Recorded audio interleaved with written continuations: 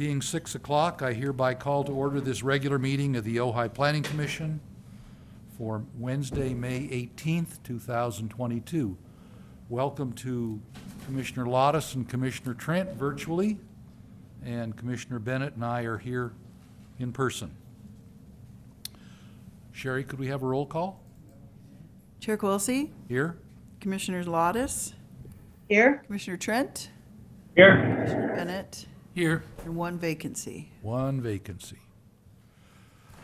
We have our fingers crossed for a solution to that last piece. Okay, the Pledge of Allegiance. I can't remember who did it last month, or last meeting. You? Oh, it's in the minutes. Commissioner Lottis. Commissioner Trent, would you lead us in the Pledge of Allegiance, please? Sure. Pledge allegiance to the flag of the United States of America, to the republic one nation, under God, indivisible, with liberty and justice for all. Thank you very much. Public communications is next on the agenda. That's the time for citizens to speak about items of city business other than what's on the agenda for tonight. Sherry, do we have any written or waiting room type folk that No, want to speak? neither. Neither. Very good. No hands raised? Nobody in the waiting room, Oh, Nobody in the waiting room. vacant. All right. Then let's go on to the consent item. The minutes of the regular meeting of May 4th. Do any commissioners have any corrections? I thought it was letter perfect myself, but I could have missed something, I suppose. Nope. Commissioner Lottis? Oh, just one correction, a minor. On the motion to approve the April 20th minutes, I abstained. I wasn't there. Oh, yes, okay.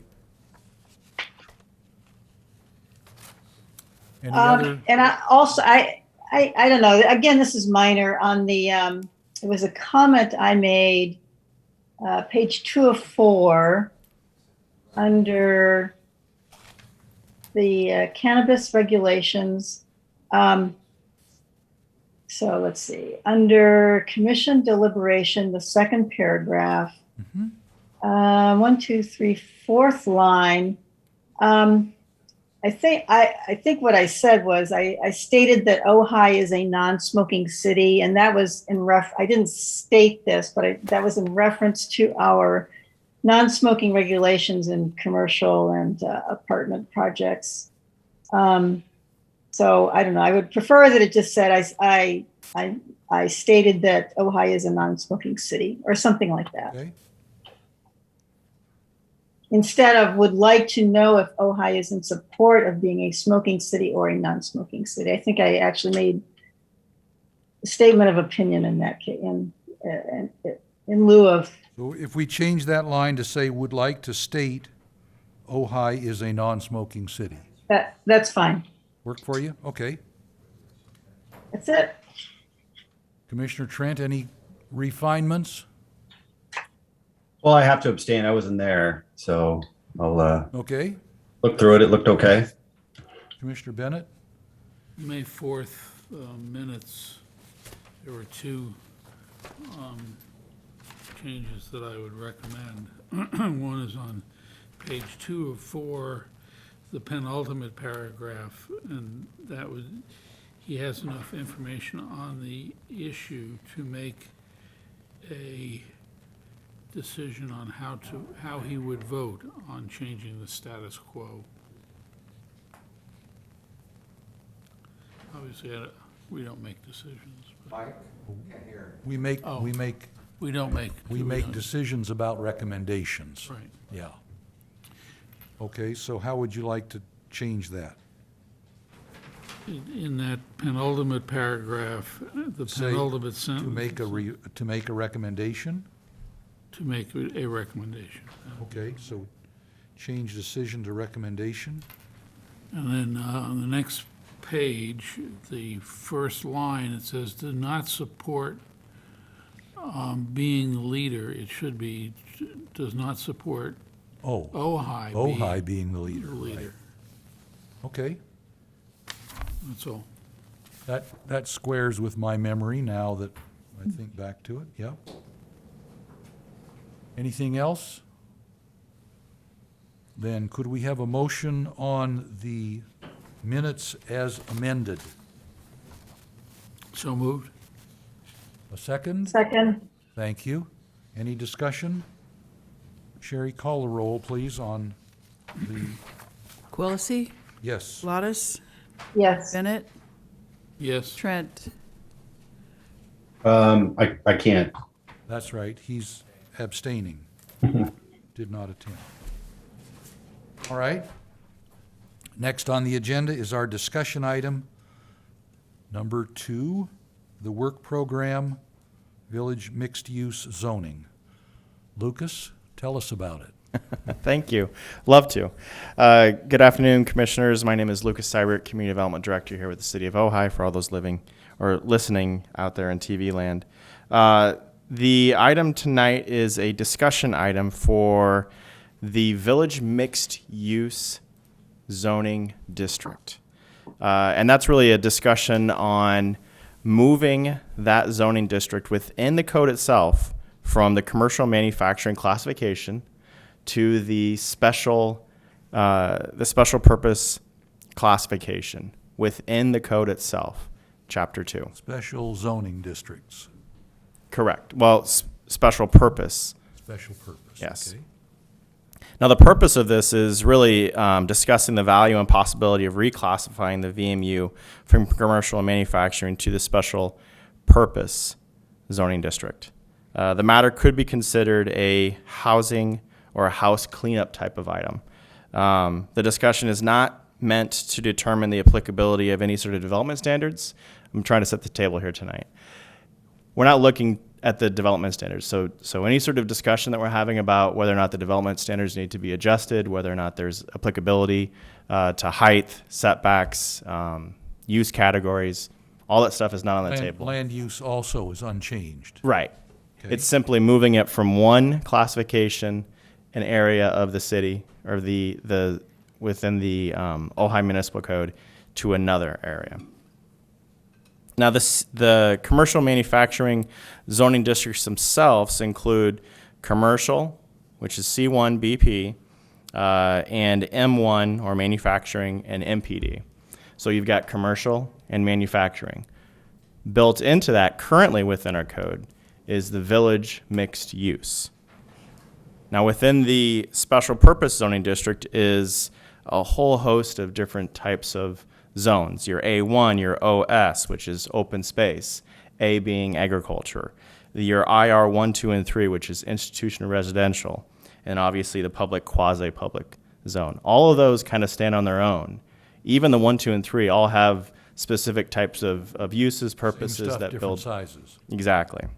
From a background standpoint, this really kind of emerged from the 2016 STR ordinance and that whole process to ban short-term rentals. There emerged a concern really as to the perception and understanding of the zoning district and its impacts through the VMU or the village mixed use.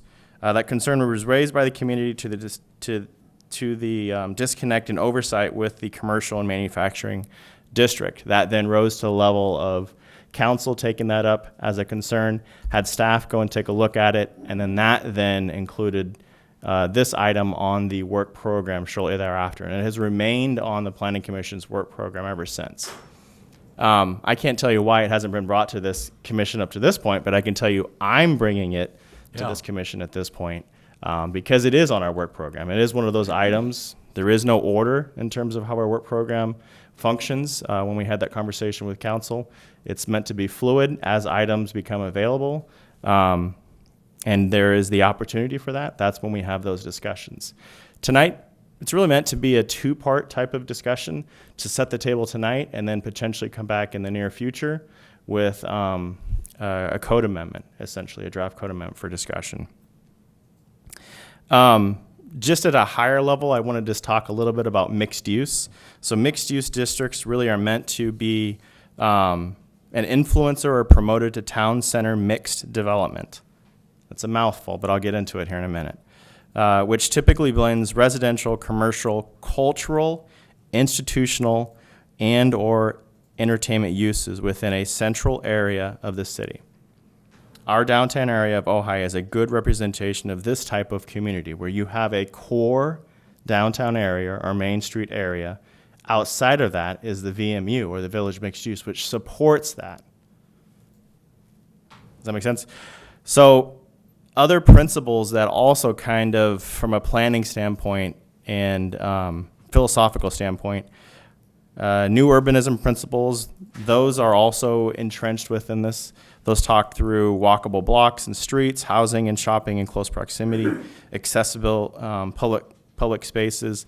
Libby Park is probably a good example of that. Neo-traditional planning and communities are also a good example of this form, with the recreation and fostering of idealized small towns from the early 20th century, where pedestrianism, mind you, when I say pedestrianism, that is a planning term. If you look into the dictionary, it doesn't actually exist. In the planning district dictionary, it exists. Is encouraged, and automobile travel is discouraged. Walkability, which is obviously not a term, a planning term, not a term in any dictionary, is an idea that I certainly see firsthand within this community, where they want you out of your vehicles and your feet to the ground, or to the pavement, interacting with the downtown core area.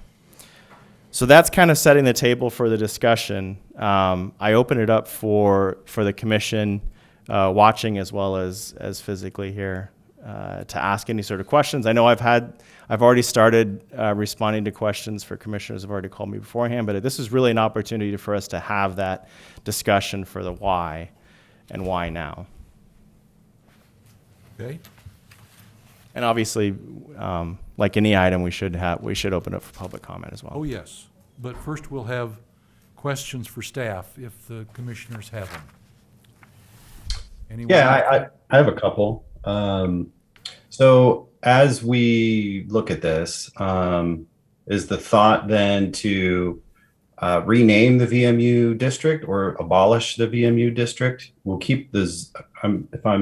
We'll keep the land use the same. I'm assuming, but how does that? I guess I'm just confused on Gotta what call happens it with something. It will still be the VMU. Okay, so There it'll is be no, the VMU, yeah, there's and then underneath that we'll have the special purpose zoning. Is that correct? correct. But when you say it would live under the umbrella of the special purpose district, and the Okay. purposes the purpose that exists within the special purpose district, versus it being within the commercial and manufacturing zoning district. The Okay. VMU itself functions more in a residential, commercial atmosphere, less of the commercial manufacturing atmosphere, which is where it's living currently. So it feels somewhat foreign, and it Right. really kind of needs to stand on its own 2 feet. The special purpose district allows for each of those zones to stand on their own. Got it. And on the special purpose, does it allow for residential and commercial use, like commercial retail? Within the VMU? No, within this new special purpose. No, that's not new. It's the special purpose zoning district is already an existing district. It's a matter of it fitting within the umbrella of where it's currently at, which is the commercial manufacturing within our code, and then it being transferred over to the special purpose district. So really, it's a sliding scale from one area to another. No changes to the development standards that are there, and no changes to the use categories that are already identified within the VMU. It's simply a house cleaning up item, I would say, to a certain degree, where you're taking that physical VMU zone, abolishing it from the commercial manufacturing portion, and introducing it instead to the special purpose zoning district area. So it's going from one umbrella, commercial manufacturing, to another umbrella. Right. No changes in terms of the name, no changes in terms of its impacts. It's just a matter of house cleaning from one sector to another. Okay, so I guess I'm just confused on if there's no difference, why are we doing it? So, and it gets back to what I was talking about in the beginning. I know it's a bit of a when you're first looking at it, you're like, well, why, right? What's the why here? And the why is within the, like I was saying before, within the commercial manufacturing zoning district, it has very intentional zoning categories. C1, BP, both of those are commercial in terms of how they function. Your M1, your MPD, both of those are manufacturing in terms of how they function. Right. VMU, All over the place. it Well, is. the VMU includes commercial, right? It includes BP. But I guess what I'm confused is, I would say it includes residential, right? it includes commercial, it includes a mixture of the two. That's the critical piece here. Is how many of these other uses that we're talking about have, like for instance, C1, does it have residential? No, Not at the M1, moment, yeah. does it have residential? no. Right. It really does need to stand on its own. I know I've talked to a couple of commissioners on the idea of the PDP, and there are specific uses that allow for that PDP, which to a certain degree, which is the planned development permit. That PDP allows for specific zones the opportunity to Mix functions? well, I wouldn't say mix functions, but to relax some of the standards that we currently have. It's a softer version of a variance, is probably the better way to put it. MPD is one that has that. I want to say it's definitely VMU. I can't think of the third zone right now off the top of my head, but there's 3 zones, and I want to say the other one is SPL. Might be the third one, or is it PL? Is it PL? SPL. Okay. PL, yeah, there's a Oh, PL. thank you. Yeah. PL lives in which zone? It lives within the special purpose. Public, yeah. Public land. MPD does live within the commercial and manufacturing, but I would say to a certain degree, MPD has kind of its own little nuances because it's within one small pocket of the community, which is on the very end of Bryant Street. Yeah. So there's a lot. Anyway, Commissioner I'll stop Lottis? there because I think Yeah. Commissioner Lottis has a question. Yes, go ahead. Oh, so I may have misheard you, but did you say something like PDP? You said it was a softer version of a variance. Yeah, I would say it's a softer version of a variance. So how does that relate to what we're talking about with PDP is changing- specifically called out in the development standards table. It's 2.5 right now, 2-5. And the proposal here is to move those same 2 columns full of development standards to table 2.7 without changing any of the standards. Yeah, and really what I'm trying to do is to identify that there is a nexus. With the PDP that I was mentioning earlier, I was just showing that there is this nexus with other uses that live within the special purpose zoning district. And that's really what it boils down to. When Still not getting the PDP. What is that? I don't know what that is. Look in table 2-5. There are 2 columns under VMU. The right-hand column talks about PDPs. Yeah, and it's a separate section. I can't remember the article number, Also, there's also sections of text. but right. And it's a separate permit. That table is there. Table 2.5 is development standards. Right. It's development standards for commercial under the commercial manufacturing area right now, but that's where VMU is. Right. And the Right. proposal I mean, VMU has its own specific allowed uses Exactly. and development standards. They're just found under this umbrella of commercial manufacturing. Correct, and all this would do is move those standards from Table 2.5 to 2.7 so that they're under the umbrella of special purpose districts. It would also move the land use categories from Table, I think it's 2.4 to 2.6. Once again, moving VMU provisions from the commercial manufacturing article to the special zoning districts article. Right. Well, I have to say, I mean, this is more of a comment, but I mean, we've got a lot of uses that are allowed in the VMU that are specified in the commercial districts, commercial C1 and BP. I mean, you almost, you know, are we changing Peter for Paul or something? It's kind of close to that, to be honest with you. It's really kind of a left pocket, right pocket kind of thing as far as the code goes. There's no proposal, as I understand it, to change any of the wording of any of the requirements, of any of the provisions that have to do with VMU. It's just lifting them out of one article under Chapter 2 of Title 10 and putting them in another article of Chapter 2 of Title 10. Well, I mean, in my recollection, the only comment about VMU during this general plan process has come up as a part of the people on Montgomery Street, and they were, I think there was a collective, I don't know if it encompassed everybody, but a collective request to change the zoning on Montgomery from C1 to VMU.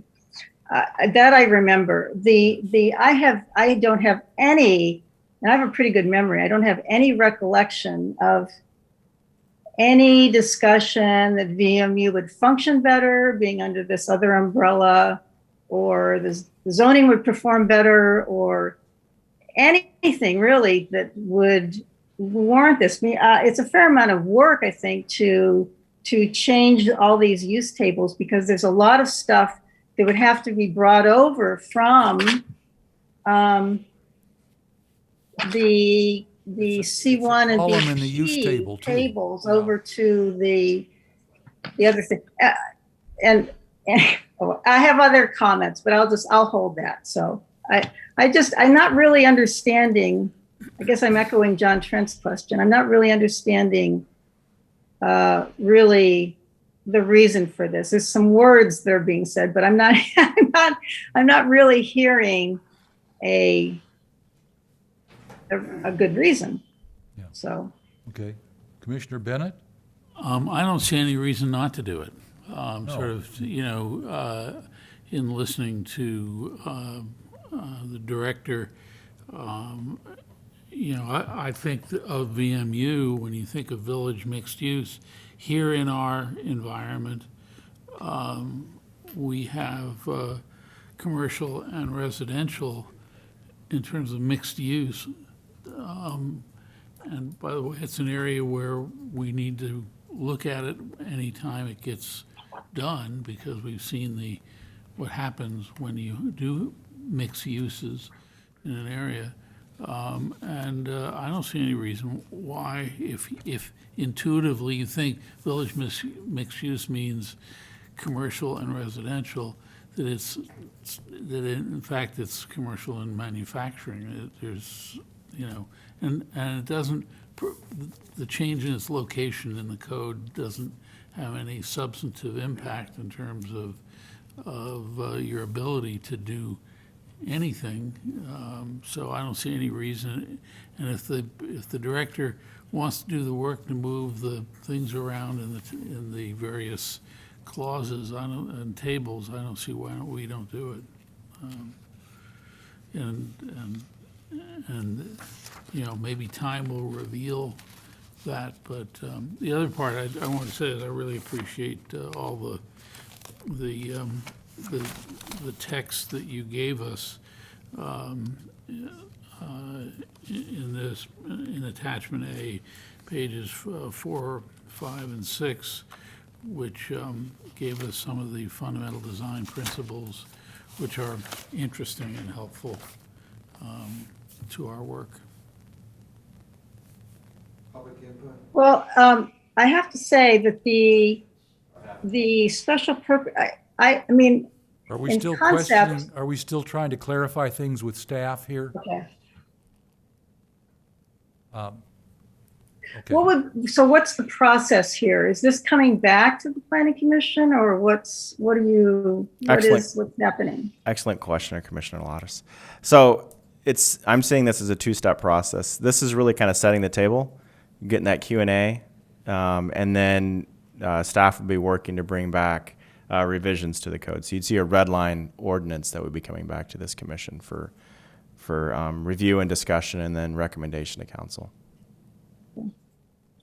Yeah, so this is step one of a two-step process. Commissioner Trent, another question for staff? Yeah, just a general question. Lucas, do we know if it's going to impact anybody that's currently there? I would say no. This isn't meant to be impactful. We're not looking at changing any of the land use table items, whether it be a permitted CUP, MCUP, any of those aspects.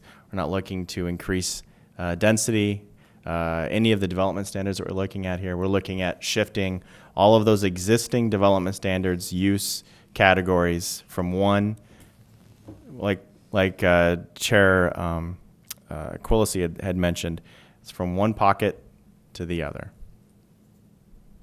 Well, does staff anticipate, have you had difficulty in finding or implementing VMU regulations? And do you think that this would improve the efficiency or efficacy of implementing any of the VMU regulations? I think Is this instead it would anything like that? provide some clarity from that standpoint. I'll have to admit, when I first started here, this is one of the rare times where we're going to get my opinion on one of these items, where I typically say I have professional information. Reading over the VMU and seeing it within the C and M district, the commercial and manufacturing district, was odd to me because there was no reference in terms of how it interacts with manufacturing, period. There was, I can't say the name because I think I'll get in trouble if I mention the name of a business, but there was a business that came before this commission and even council, and that included residential, commercial, and manufacturing, and it was within the VMU. Now, addressing that was very difficult because there was no mention of how we addressed it from a manufacturing standpoint, and instead we treated it wholly as residential, commercial, and any other aspect that was within that use itself was still considered to be commercial. And because of that, in reviewing that and looking at the technicalities of it, because it really is kind of a technical piece, moving it from one side to the other, it was very clear to me that it really kind of stands on its own in terms of how it gets addressed. Through the PDP process, it gives us that ammunition to look at those standards, either relaxing them or saying, no, those aren't relaxed for the following reasons. So it was a little bit confusing to me coming into this community and embracing the standards that we're currently employing and following. But I've got so many other things going on, it wasn't at the top of my list. But we're here now tonight recognizing that this is really kind of low-hanging fruit. You have a work program. This checks that box, to be quite honest. Well, the next meeting might. Well, there we go. That's true. This is a two-step process, like I said before. Discussion, and then the second would be potential revisions. Yeah. Okay, so when you're referring to PDP, you're talking about property development standards? What the heck? I still don't Planned understand development what PDP is. permits. Planned development Planned permits. It's Article development 23 of our code. Okay, why are we concerned about planned development permits? It's not that I'm concerned with them. It's just that I'm providing the nexus. I completely think that this is where I'm also providing opinion versus the professional portion. Completely relevant within the context of each of the zones in which it falls into. Okay. I think that's probably enough questions for staff at the moment. Let's open the public hearing, and I will call people in the order in which they submitted their green cards. First is Bill Miley on item number 2. Good evening. For the record, my name is Bill Miley. So I read this administrative report 3 times. It's complicated and somewhat confusing. And then I just added, almost always I can understand the key issues, but not this one. So what the presentation, as I just said, is what would help me is to have a list showing what the special purpose zoning would provide that the current zoning district village mixed use doesn't provide. List. Example. How would the special purpose zoning help regulate North Montgomery Street so in the future we would have buffer zones around businesses with outdoor public activities like restaurants and bars? Thanks. Thank you, Bill. Mr. Wyrick, you're up. I have the 2 handouts that are actually part of your staff report, but I thought I'd provide them for Oh, convenience for those people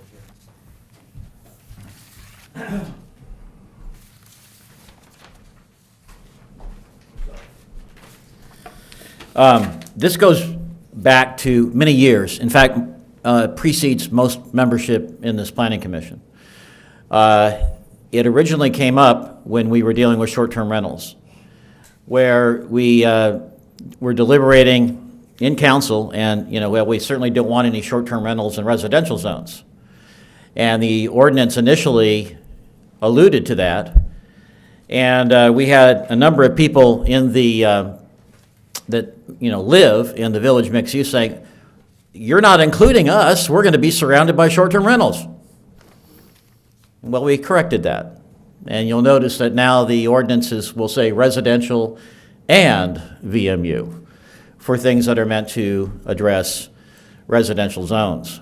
This came up in respect to noise ordinances, and I believe something else, where we had to remember that when we were doing a categorization of deliberation for residential zones, that it did not automatically include village mixed use. The issue, again, in terms of category, I think is important, and I've been the one needling staff along to finally get this done ever since that issue first arose. 5 years ago? 6 years ago. And again, we had a number of residents in the village mixed use that just didn't understand why they weren't included in the thinking of residential. And then we got into the habit and realized we needed, whenever we were talking about residential, to include VMU as something else. Why does it matter? Well, first, eliminate confusion.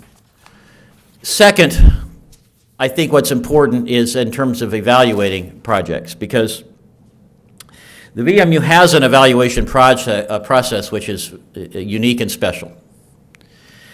However, because it's in the category of purposes of commercial and manufacturing zoning districts, which is in 10-2.502, and Chair, with your indulgence, I'd like another few seconds to continue after my 3 minutes, is that there's a heading to the entire category.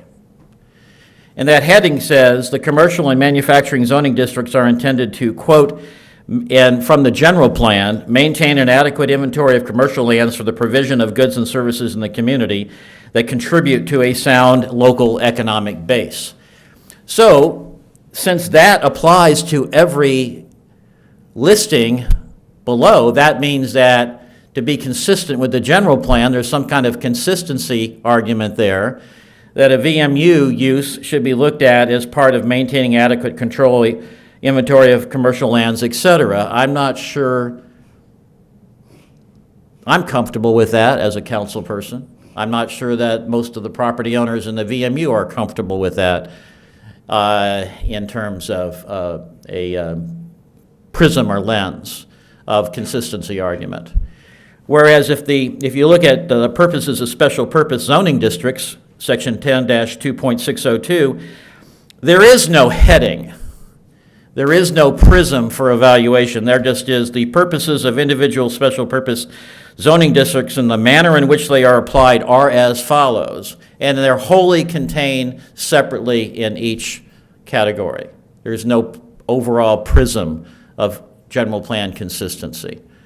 And so I think that's why, and again, for all the reasons that Lucas mentioned, it makes sense to have EMU included as G, as a wholly formed listing in special purposes zoning districts. So there's no implication of general plan consistency with the heading to commercial and manufacturing zones. Reason number two, and reason number one is we at the time had a number of property owners saying we don't think of VMU as commercial and manufacturing. And there was a confusion issue in our initial deliberations that came up that we've certainly had to pay attention to ever since. So those are the reasons that I see them. Thank you, sir. Any more public comment? Sherry, is there anyone yet in the waiting room? Carolyn Bennett. Does she have a hand raised and wish No. to speak on this? Okay. Then we will close the public hearing and we'll come back to discussion amongst the commissioners. I have to say from the beginning, as I have read and heard the arguments to move the text from one place to another, I'm not overwhelmed. As I hear the argument, if there is one, not to move the text, I am not overwhelmed. I don't care, because we're not changing any land use provisions, we're not changing any development standards for the VMU. We've had a couple of mentions of the property along North Montgomery Street, and for purposes of this discussion, that is moot. There is no involvement of this discussion of moving VMU requirements in any way, shape, or form that has anything to do with that case if it ever comes before the Planning Commission. The requirements all stay the same. And if it is the pleasure of the City Council and the acquiescence of the city staff to move part of a table to a different table, move part of a development standards table to a different development standards table, and the accompanying text, I don't care, so I'm fine with it. Commissioner Lottis? Yeah, I think I echo a lot of your comments, Chair Colsey. It's interesting because the VMU zone stands alone more than any of the other zones that we have, including anything in the special purpose district. I mean, the special purpose districts are generally consistent with ag, open space, and institutional. And so the VMU is not those things either. Yet it's not manufacturing so much, but it is C1 and BP. That said, if staff is looking for work to do, thinks it would somehow improve things, I'm willing to consider it. It just seems like, on the priority of projects to work on, I'm not sure this is the most important thing. I think the VMU has been accepted by the people living in the district. I did hear some concern expressed from a couple residents who were saying, what the heck, what is going on with this? I think that the work to do this is going to require a lot of a lot of change, significant change to the tables that are already set up, because we have all these retail uses and other things that are under the Mhm. commercial and manufacturing that is not anywhere near the what's generally listed in the special purpose districts that have like schools, parks, farm worker housing, crop and production and horticulture, hiking trails, and so forth, golf driving range. I mean, there's offices in there. There's also medical services. There's a hotel. If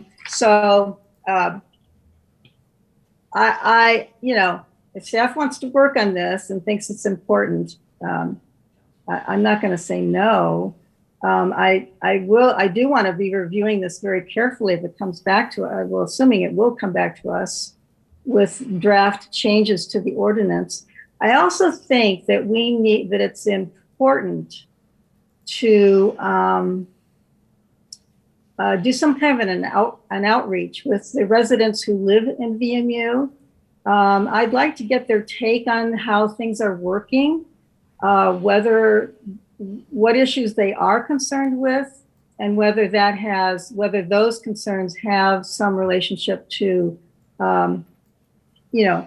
maybe there are some changes we should be looking at as a part of doing this project. So I think that basically concludes my comments. Okay. Commissioner Trent?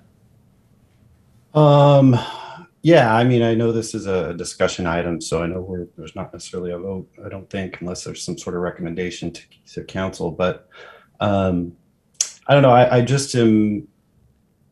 agree with Commissioner Lottis. I think the special purpose zones what are they designed for? When you look through this, it looks like they're for institutional stuff or recreational. They're for public, quasi-public stuff.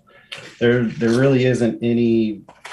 If I'm a small business owner and I live on my property, I live upstairs or I live next to it, and I want to manufacture candlesticks and I want to sell them out in front of my house, am I able to do that if I have these special purpose zones and I'm in the VMU? Or are we taking that away because that's considered manufacturing? I mean, I think the whole purpose of the VMU is to have these live workspaces and to have this mixture of commercial and residential. And it's really kind of getting rid of those old traditional planning models of having everything separated, where you live in the suburbs and you go work in the factory and they're completely separated. That was kind of the traditional model back in the 20s. And obviously it's expanded, and village mixed use is one of those new urban ideas that brings people together and creates these spaces that are green and that are walkable and that are more friendly. Kind of think of like your traditional European city, where it's a little denser, you got greenery, and you've got your little market right down the street that you can walk to. And I agree. I think Ojai is pretty much set up like that already, but I don't want to destroy the purpose of the VMU. I think maybe we just need to kind of look at this. I don't want to inadvertently impact some future business or somebody that's currently in the VMU who's thinking about doing something and now they can't because now they're in this special purpose zone, or when they go to sell the property, they can't sell the property because the realtor doesn't know what the heck this is. I'm just concerned about those types of things that we don't know. Can I just have one follow-up with Commissioner Trent? Please go ahead. The VMU zone, the general plan land use designation that it is consistent with is VMU. So we have VMU zone, we have general plan VMU. And it is in a category by itself, which almost makes me think that it might make the most sense to create its own category, VMU. A third umbrella. So we have residential, we have commercial manufacturing, special purpose, and we have VMU. I would encourage staff to really consider that in terms of developing categories and a restructuring of the land use and development standard tables. Yeah, and it just seems, the initial purpose of this seems like it was already resolved because we included the VMU in the in the ordinance that was originally drafted around short-term rentals. So that's not necessarily a problem anymore. So now it's just more of like a housekeeping item. And I don't know, it just seems like a lot of extra work for, I'm still trying to figure out what the potential gain is.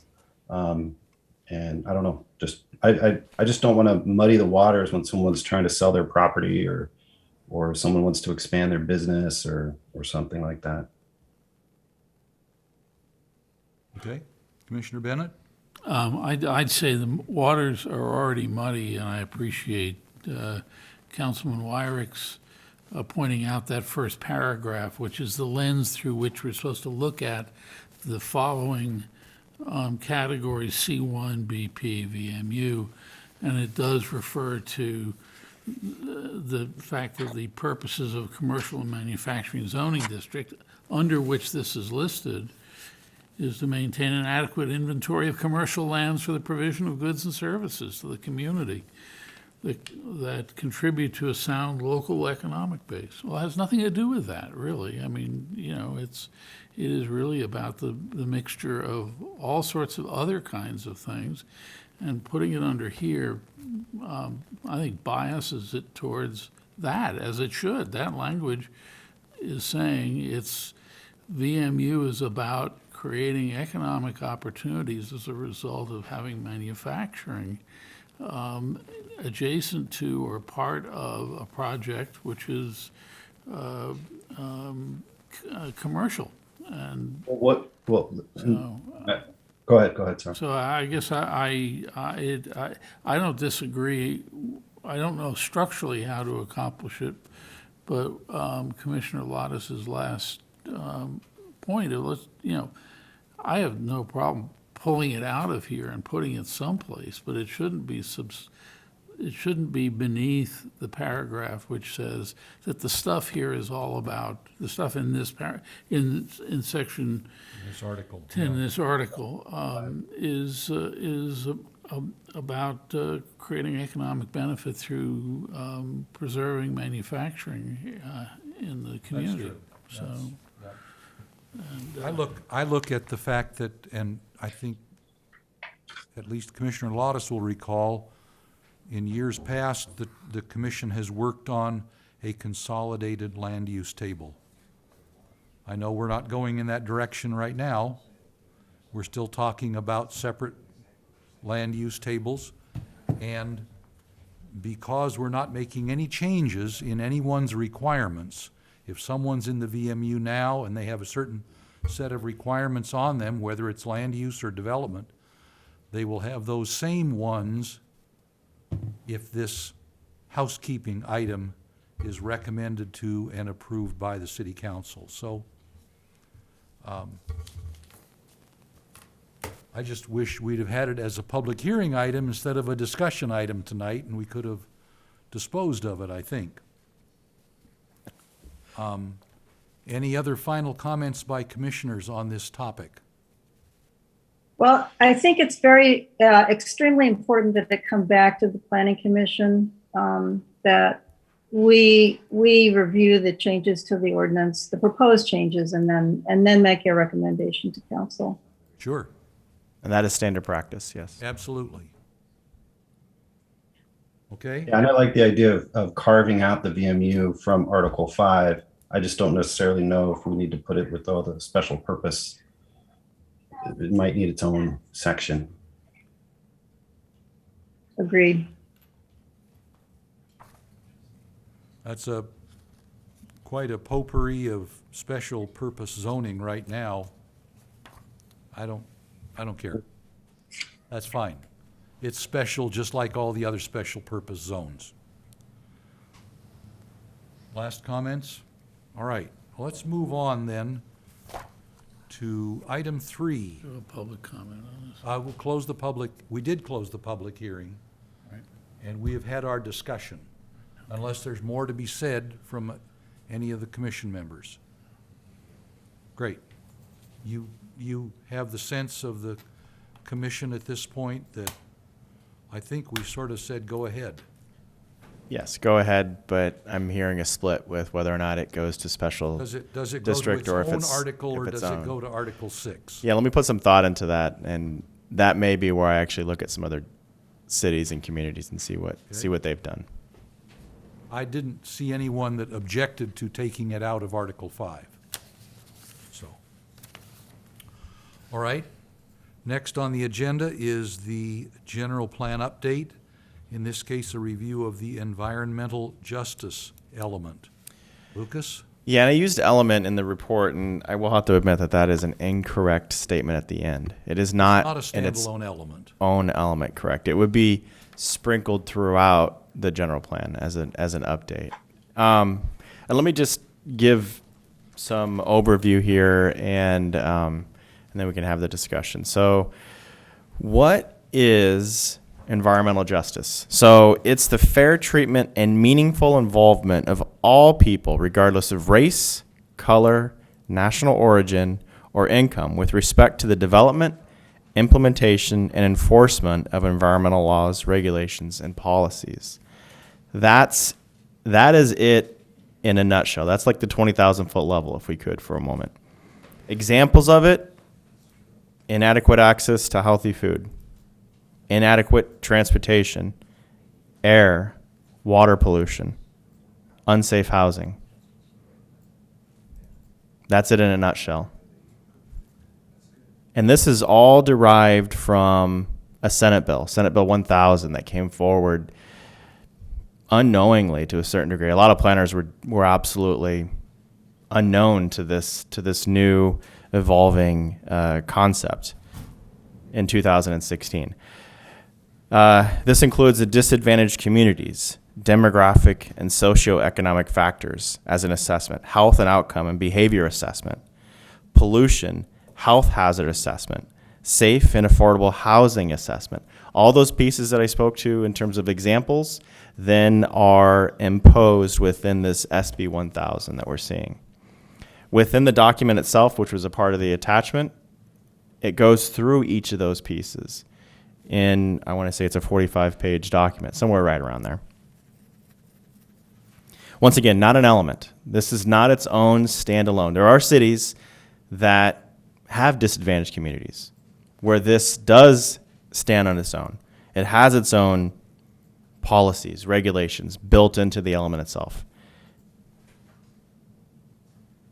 But not in this community. This community does not have an area that is wholly a disadvantaged community. It doesn't exist. However, SB 1000 still requires each city, county to implement goals, policies, objectives within the general plan as a part of their update. Doesn't require it in 2016, didn't require it to be done immediately. It required it to be done at the next update. And that's where we're at right now. So with that, I'll pause. I will also say that when you're reviewing this information, think about the housing element. Remember, there was all these different, like American Community Survey, SCAG, Southern California Area Governments, census data, HUD, CDC, California Health Interview Survey, which I call CHRIS. All of those different data points were folded into the housing element. Very confusing reading the information as to whether or not each data set then interrelate. Some of them were conflicting, and then there was a lot of discussion with this commission at that time. A lot of discussion. I want to say 3 or 4 meetings of discussion regarding that, just to try to understand the housing element. We only see it once every 8 years. This environmental justice coming forward, there is no 8 years. It's just policies being embedded in terms of how this city is addressing it, embedded within each of the existing elements. And that's it. So if we let's have some Q&A. Let's open it up for the community. But it's informational at this point. It's a receive and file. But at the same time, if during your review and read of this, if you have questions, concerns, bring those to staff. Bring those to me. I'll address that through our consultant as well. Questions for staff? Yes, go ahead, Commissioner Lottis. She's on I mute. think you're muted, ma'am. You're muted. There we go. I have a lousy cursor, so it takes me a second to get it to move. So we're not going to have a separate element. So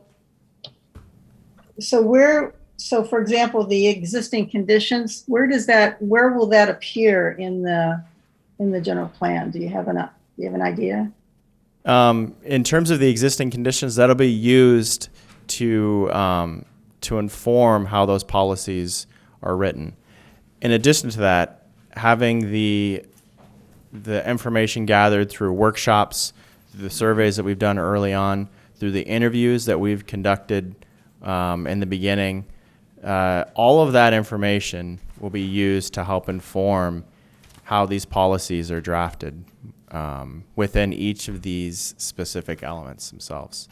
So it's not meant to be that just this document is going to inform. This is a piece to that puzzle, obviously. So it will be, you'll take sections of this and you may put it in you may put different sections in different elements of the general plan.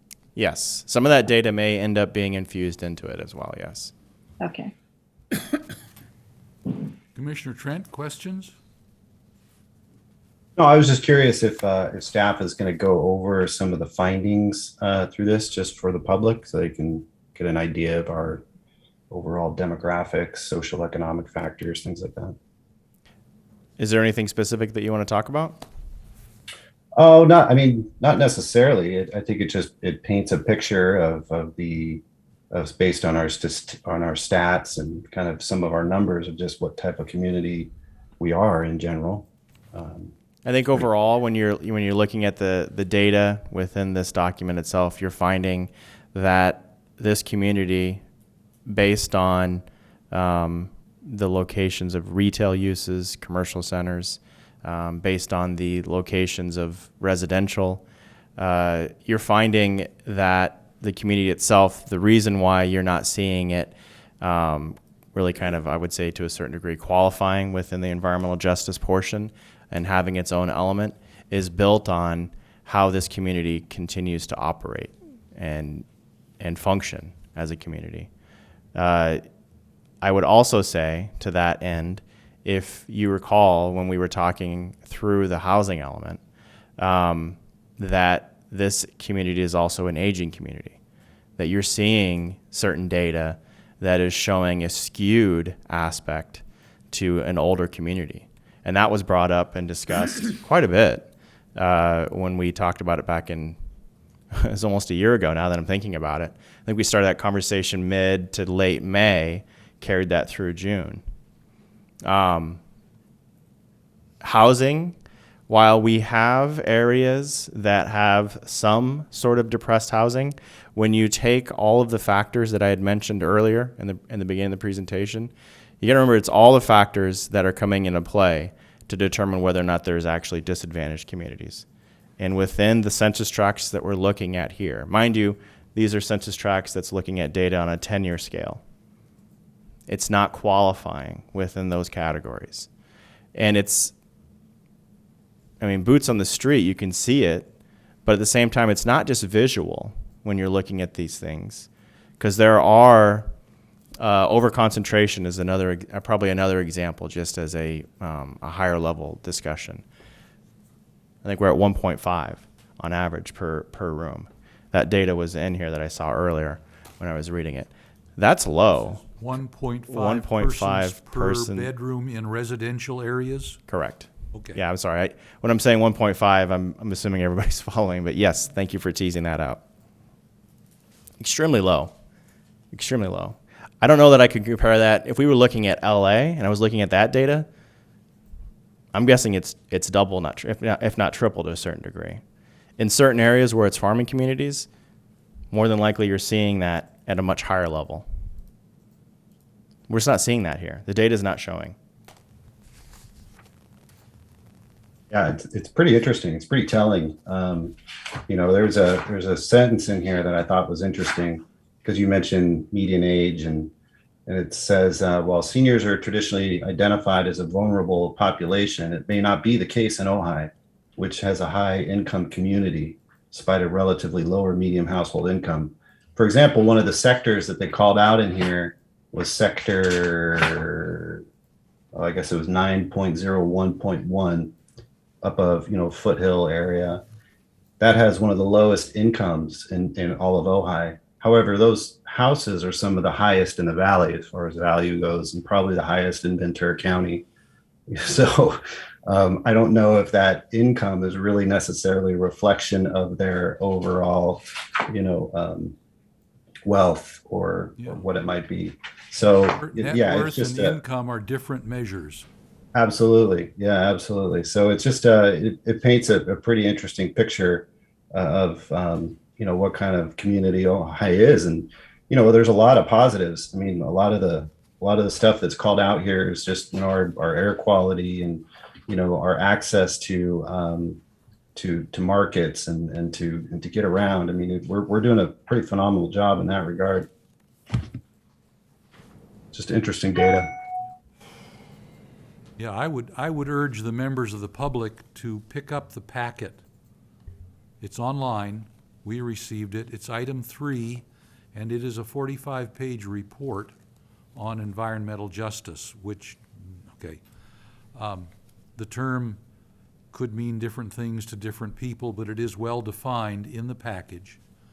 And there is a lot of interesting statistical information in there. Commissioner Bennett, do you have questions for staff? No, but I agree that there's a lot of interesting and not necessarily intuitive information in here. There's a finding that, our roads have relatively low volume roadways. Well, I think we listen to ourselves, we listen to each other, and we hear, what a mess Ojai Avenue is at 5 in the afternoon or 8 in the anytime morning. on the weekend. Or on the weekends. But, by comparison to other high-volume roadways, it's still a light volume vis-a-vis the world outside of our little valley. And it's also, it's interesting, our education levels are higher than our income levels. It's not, interestingly enough, not a terribly rich community, which I was surprised to see. There are certainly very nice houses in some places, but for the most part, it's a what I would call a middle-class community. But where it is extraordinary is in education. It's a very educated community in terms of high school graduation, college graduation, and graduate school. So there's some, as you read this, you begin to say, oh yeah, that's, as we're looking at who we are and why we want what we want and why we don't want what we want, these are the things that are causing that to be the case. And, there are 23 houses that don't have plumbing. You say, where are they? Well, my guess is that they're in probably the agricultural zone, but I don't know. So I think, anyway, I just think it's. Turns out not, but I don't know where they are. Yeah, I think Not there. I think it would be interesting One for house in the ag anyone zone. to read this, because I think it is interesting to find out who we are.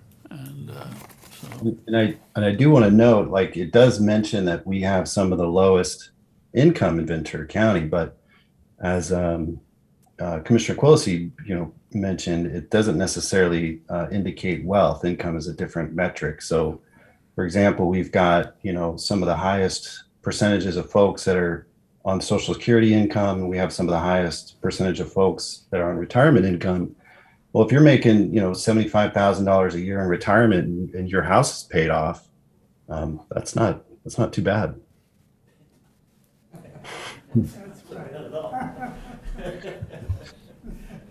Okay, I do have a question or two. You called out very, very astutely the work that the commission put in a year ago on the housing element.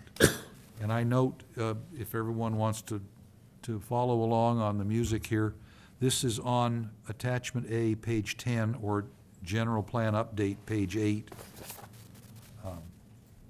The attachment A numbers are in the lower right-hand corner of each page, and the general plan update in the lower center of each page.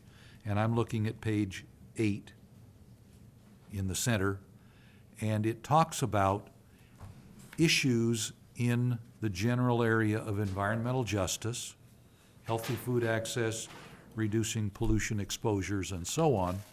And then it says, how do those issues relate to other parts of the general plan, other elements in the general plan? And I see that there are two of them at least that are purported to be related to housing.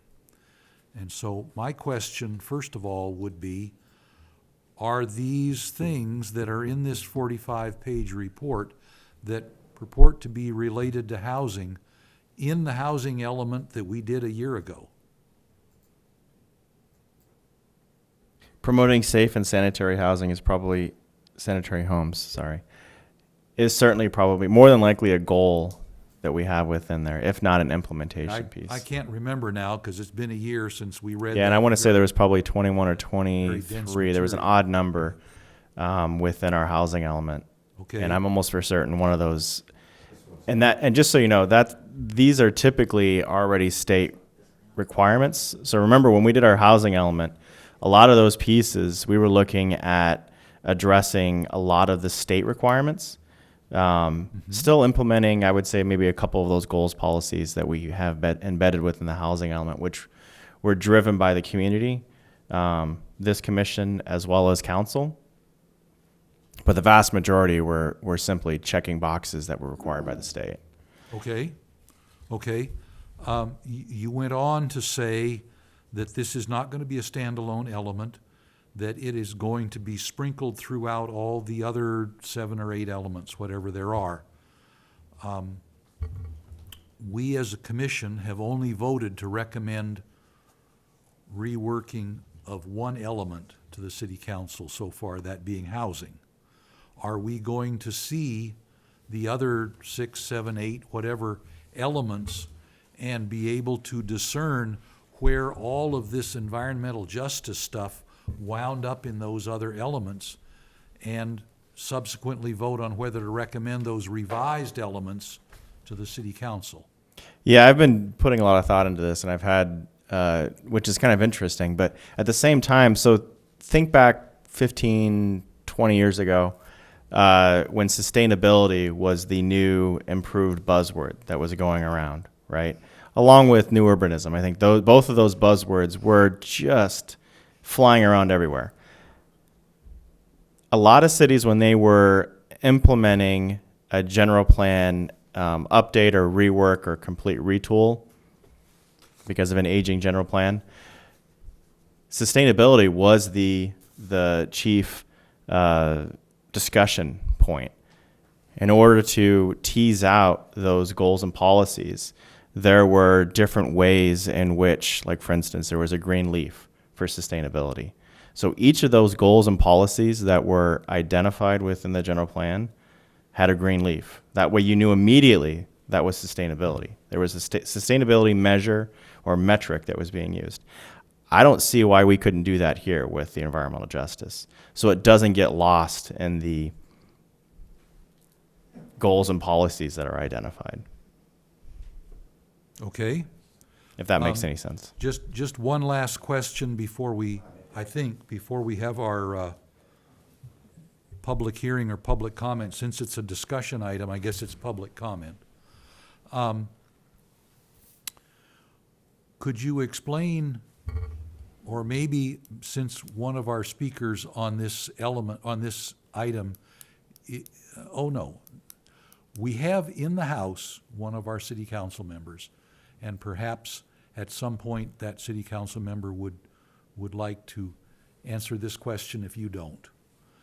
And so I look at this 45-page report, and it looks to me to be reasonably self-contained.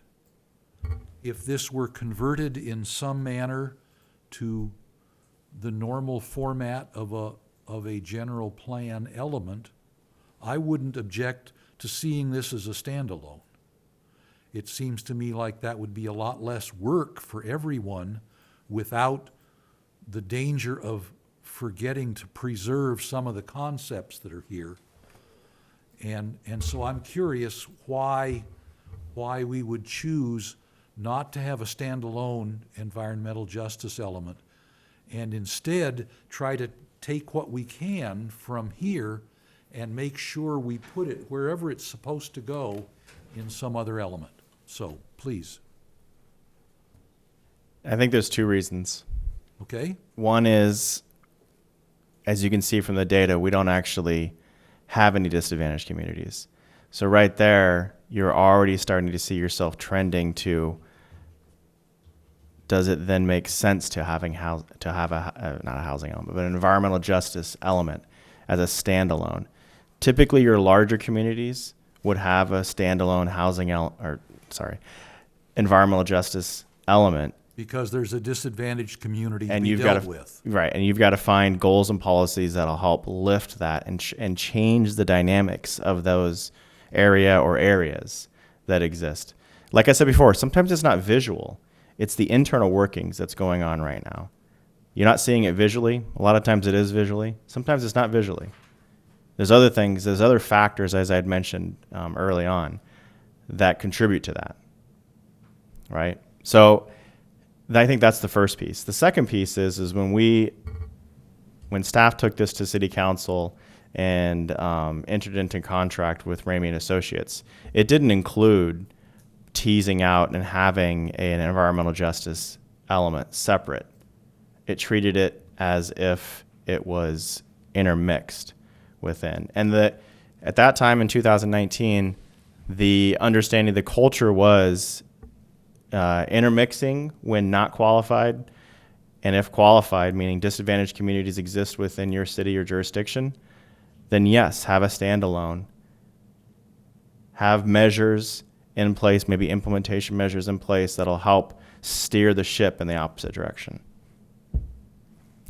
Okay? If there's other community members that want to chime in, I'm more than You ears. may well have some of those.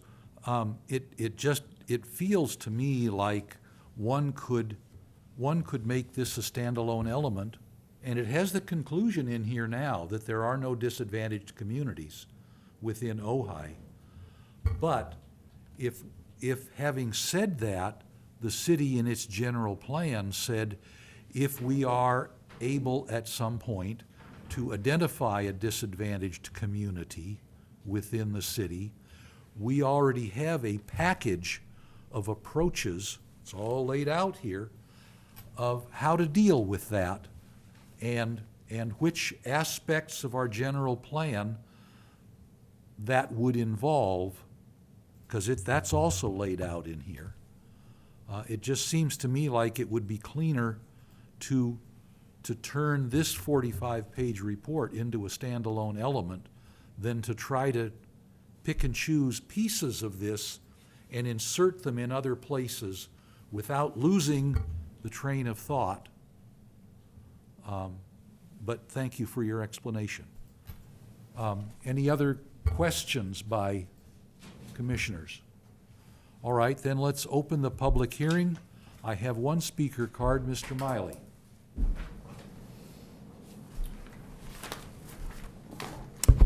Bill Miley. It's interesting in the Pledge of Allegiance, near the end it says, justice for all. I kind of always emphasize that when I say that. So it's umbrella, okay. So I want to start it, okay. So this is an SB 1000 requirement titled Planning for Healthy Community Act.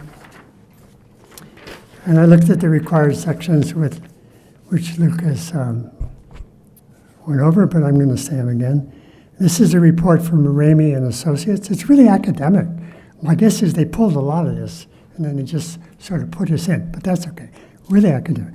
So, healthy foods, reducing pollution, promoting safe sanitary homes, promoting public facilities, promoting physical activities, reducing unique or compounded risks.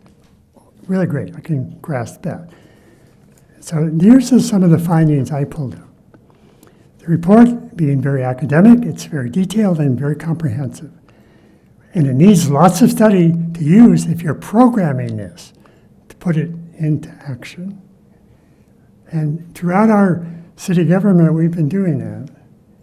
So I think the following statement that I noted in my words is the key for the whole report. Ojai, quote from me, Ojai City, for all of the above 6 items, is in the top 25% of best scoring in the state of California. Did you read that? That's really important. We're good. However, some noted points to consider, some air quality issues to consider, and I don't know what they are, but that was in there. 45% of Ojai residents walk at least 150 something per week, whatever the minutes. 55% don't. And Soul Park, if we took it over and the recreation department did there what they do now here, that option would really start to be met, okay? There's no industrial pollution. These are my conclusions. I think they're all right. No housing quality issues, but I might add, there are many older houses, I understand, that lack insulation. And our housing element calls for some retrofitting. And with Habitat for Humanity coming up and working on Montgomery, Habitat also does, as you probably know, retrofitting. And we're going to do some of that, I hope. And we have money in our housing fund. However, we have a lack of affordable housing that everybody knows and rapid price increases. So that's kind of maybe a justice issue, I'm not sure. No physical barriers for goods and services. I'd like another, since I'm the only one, I've only got a little bit more to go here.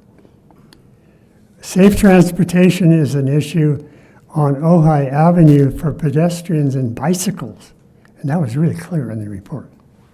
Safe bicycle travel on Ojai Avenue through the Arcade and Chaparral School area. In my opinion, it's not safe. The proposed changes in our active transportation plan not going to make it safer. And it's really, I think it's kind of, I don't know, it's really bad, really bad. And if you look at the charts, that's where all of the accidents and pedestrian and bicycles along Ojai Avenue, and the other one was where there's car accidents, all in front of the arcade and school district. So there was in one of the maps a red area behind Vaughn's, which was under the category of pollution factor percentile, solid waste sites and facilities. I don't know what that is, but that's, I think, an issue we ought to talk about. In summary, Ojai does mostly well with environmental justice, except Ojai Avenue for bicycles and pedestrian collisions. Recreation department is top-notch and expanding. The potential for Soul Park being a pickleball regional center is good. More playing of pickleball will help folks stay in good physical, mental condition. Bang, bang, bang, bang, bang. They're not going to fall. They're going to live in the houses forever. Well, sort of, anyway, okay. So more playing of pickleball will help folks stay in good physical and mental health as they age. But please note that noise generation issue has to be mitigated for that. Okay, and my last sentence is, our city council and city administration, in my opinion, is responsive to these issues and seems to be properly addressing them. Thanks. Thank you, Bill. Sherry, do we have any raised hands in the waiting room? No, there's no one in the waiting room. All right. Would our city council member care to comment at this time? I can be really quick about it. You'll have another shot toward the end of the agenda. Well, that's all right. I'm tired. I probably will not had 2 full days of mediation. Lucas, I think, outlined it pretty well. This issue came up of how many elements we would have and how we would deal with things, and I think he sort of explained that the rationale of between number one and number two. Number two kind of gives a reason for number one. That we felt that I'm not going to say the council's thinking is set in stone, but when this came up in terms of we had to choose the elements. You know, would we have more than the required elements, and each additional Choose the element? elements that would be done in the update, you mean? No, we didn't even, we just addressed, in the update, whether we were going to do, which elements we were going to have in the update. This was a decision that we made. And there were a lot of different angles and facets to the decision. But there is definitely a whole realm, a whole set of issues that come with having a standalone element, as opposed to something that is a value system that infuses the set of existing elements. So I think that, and I'm going to now switch to just speaking for myself, because I was one voice among different voices about why we set the elements the way we do. And to me, the environmental justice is more of a value system that should infuse everything, rather than something you set aside as something separate. And that was the thinking at the time, in my mind, okay? And I just felt like it was more important to look at these, the required elements as your start, and realize that you don't want to fragment or balkanize something like disparate impacts, which is really what environmental justice is all about, in terms of a sort of a standalone thing where maybe it gets a label and it doesn't really get woven into the elements that define our general plan consistency. So that was just my personal thinking, but I'm not going to say that I'm speaking for anyone else except myself on the council. But yes, we did make a decision. We did deliberate and make a decision on what the elements would be in the update. That was definitely a council direction. Okay, thank you. I hope that's of some help. Can I say something? I didn't say it. It's, Nobody here, so. it's still public hearing. I haven't closed it. I haven't. I agree that it doesn't make sense to have a separate element, but if you think about it, the one aspect of environmental justice which is relevant, but it's not concentrated, is income. That's probably most related to housing, but what I don't see here are any policies that might, so you could have indirect impacts. So if it's, for an example, if you're trying to provide housing for lower income, then you might want to consider how you permit that. You know, how strict you're going to be, what you're going to allow so that makes that feasible. You know, because the cost of housing is so enormous. I mean, the most radical one, which I doubt it is going to happen here, would be rent control. That would certainly be a income-related element. But anyway, I just think it's important for the staff and maybe everybody to be looking at what part of our planning policies do have a disparate impact on people with lower incomes. So, thank you. Okay. Anyone else wish to speak on this item?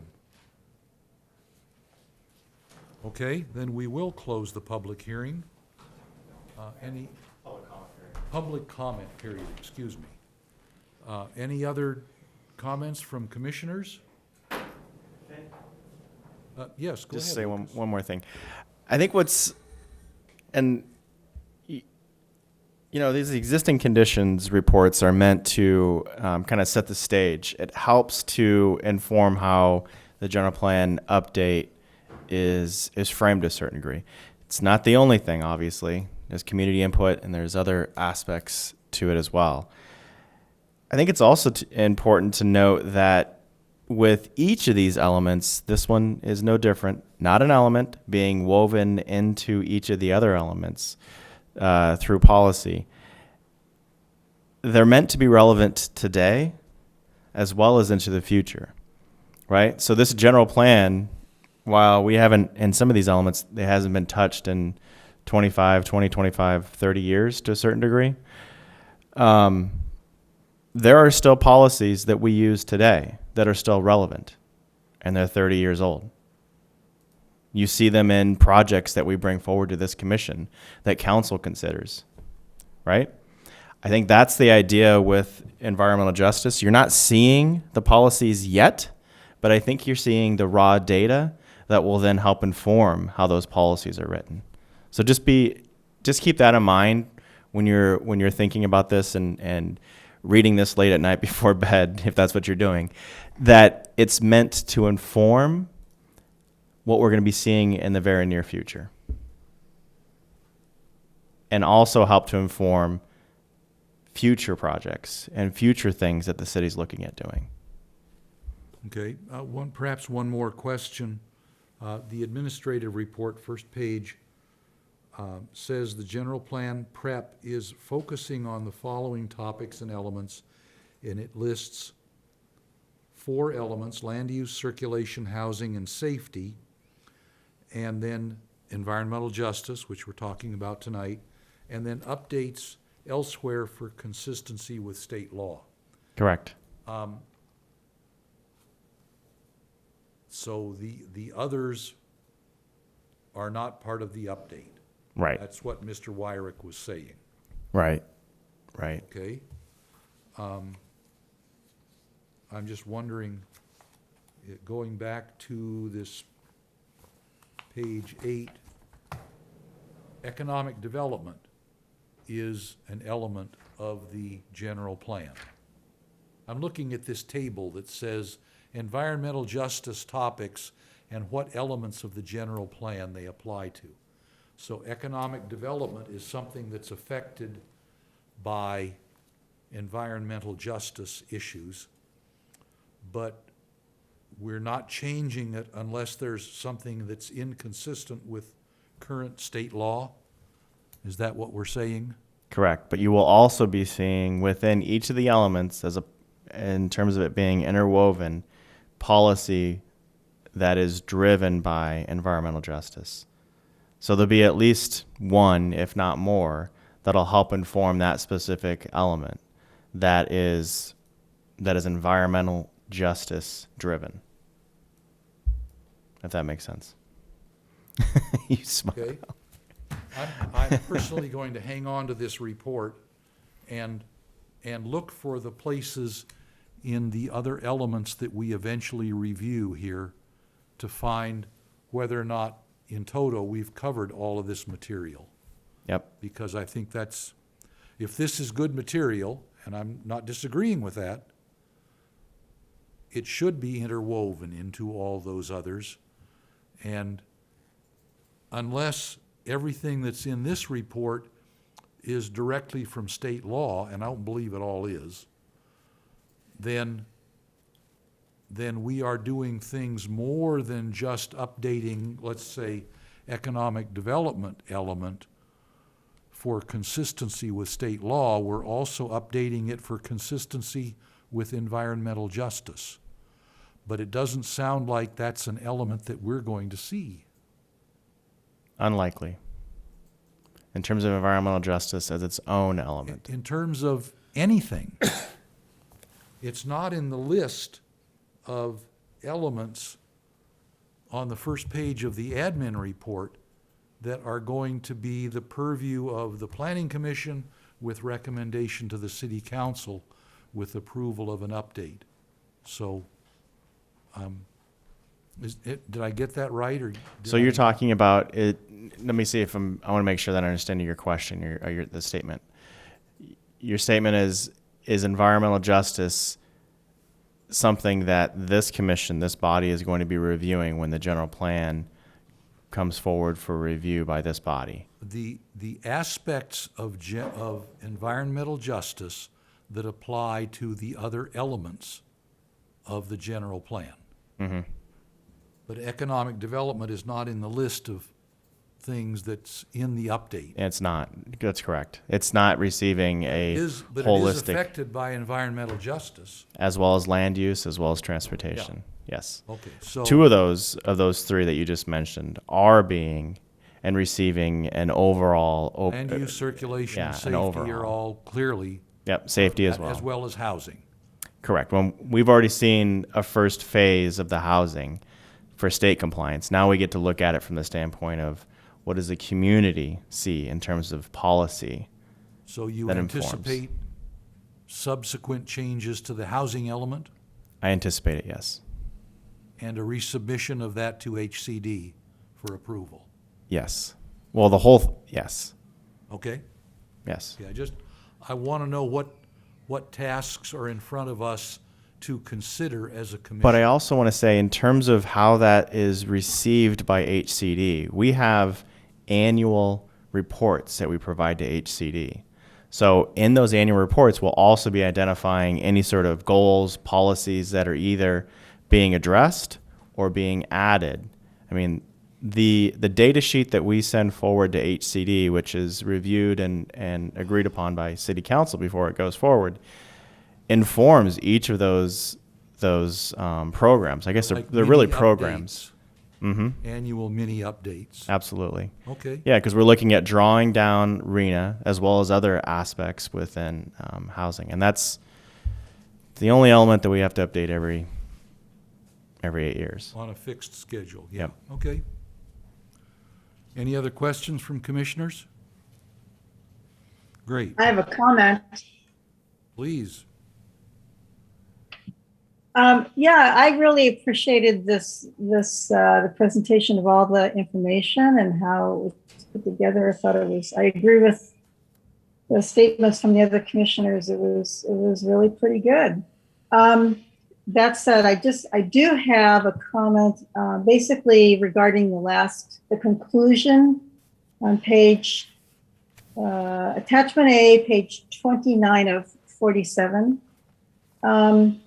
So the conclusion is that there are no indications in the data that housing quality is an issue in Ojai. But I think we're a little short-sighted in making that statement because lack of data doesn't necessarily mean that we have all the data or that there is data out there that perhaps indicates we do have a problem. And I in particular, I think we have information about the age of housing in Ojai, that the average age of a house in Ojai is 50 years old. So we have an aging housing stock in large part. We have a housing quality. I think we have not really, this has not really properly assessed that. So along with the aging housing stock, I think we have heating systems that are probably even unsafe or past their design life. They might be hazardous. They may be leaking, things that we would not want to be breathing in our homes.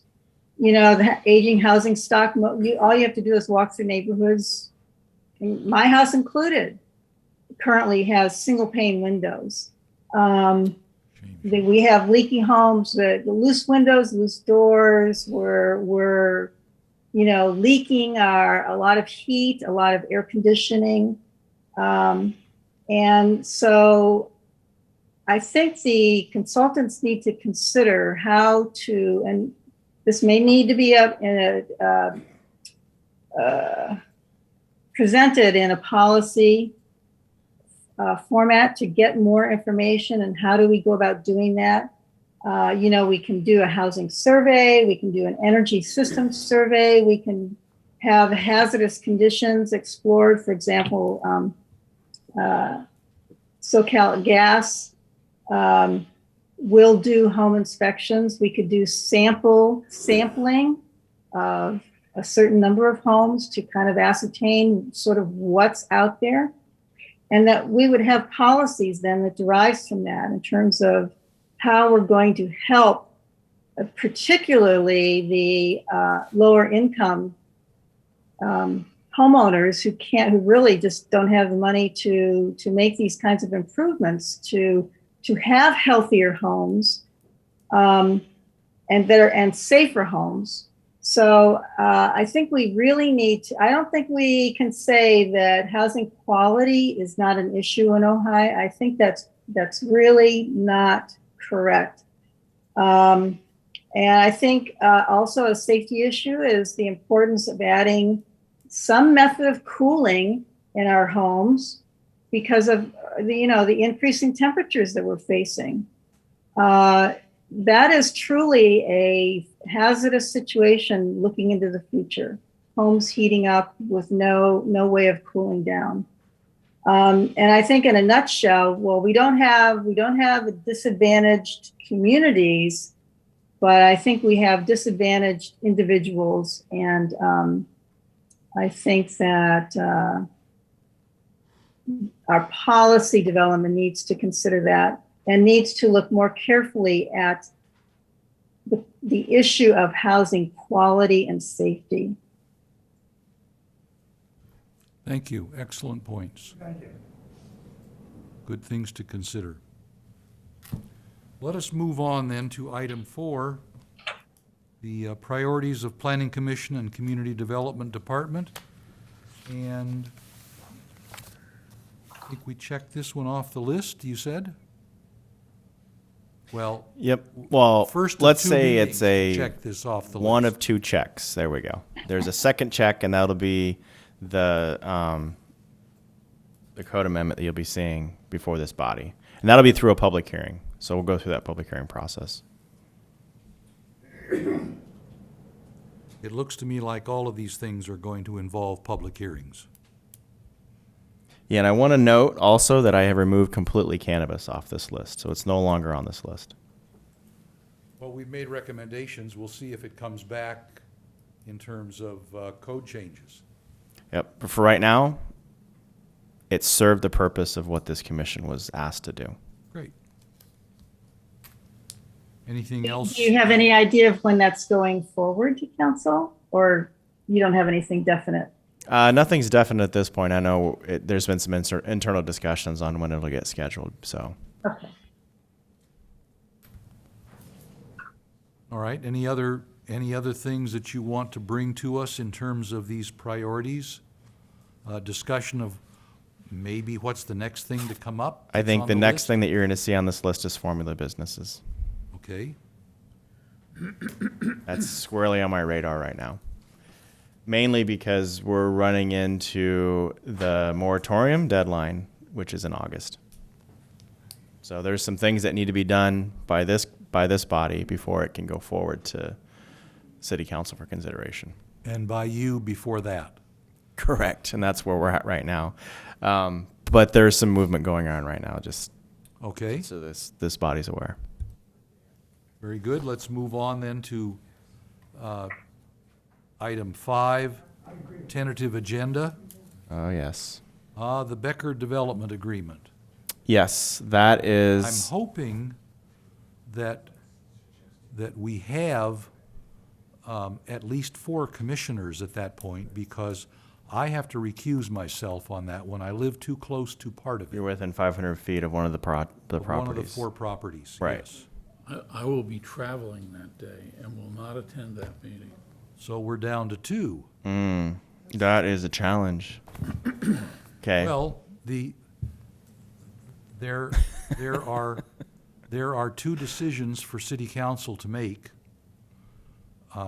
with regard to terms of commissioners that are nominally ending next Tuesday. Right.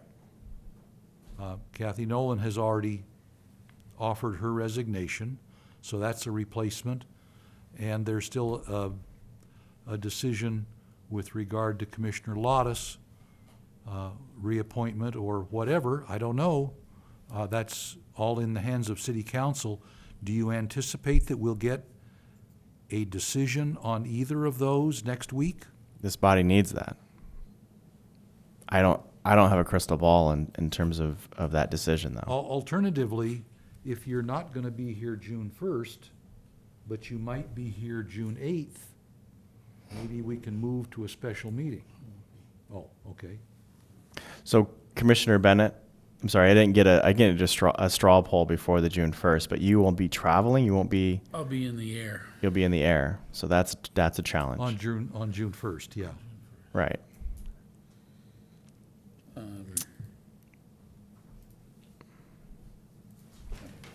Because I'm open for any other date, it doesn't matter, because I'm recused. Okay. Thank you. We got to put some thought into that. Yeah, Commissioners Lottis and Bennett, and Trent, excuse me, let Lucas know, if you would, what your availability is around the 1st of June, or, a few days either side, or a week later, or whatever, because you two by yourselves will not constitute a quorum, no decisions will be made, no meeting will be held. Right. So, thank you. General plan update, okay, a lot line adjustment, June 15th. If I can, Yes, sir. I will be flying on the 9th, but I will be available all day on the 10th. I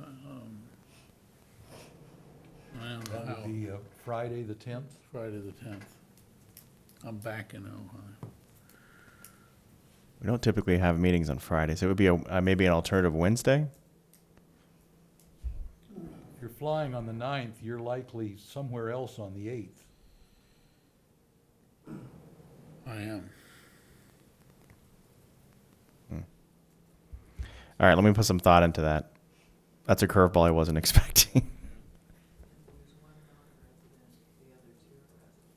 Yeah, if these three were all able to make some date, that at least is a legal quorum. Be very comfortable if we knew there was gonna be a fourth commissioner. Yes. Very good. Thank All right. you. Any other questions for staff on upcoming agenda items?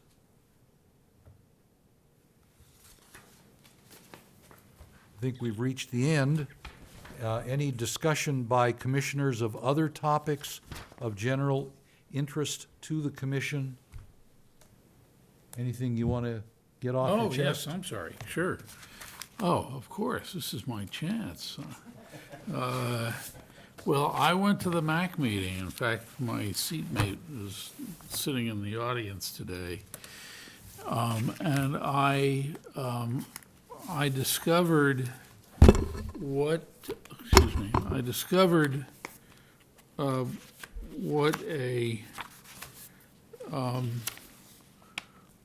a toothless thing the sphere of influence is. Because the item which we did deal with there was the quadrupling of the size of Camp Ramah, which is in our sphere of influence. And there were a number of citizens of the city of Ojai who spoke.